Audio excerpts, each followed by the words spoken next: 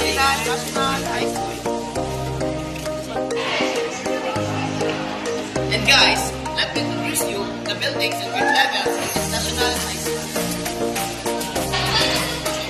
In this building is mixed by grade 7 levels and grade 8. These are the rooms in grade 8 level of National High School. We're down to the buildings of grade 8 level of National High School.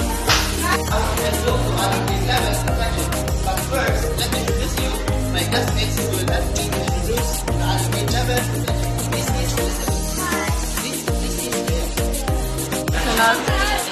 My name is Ryan Pimas.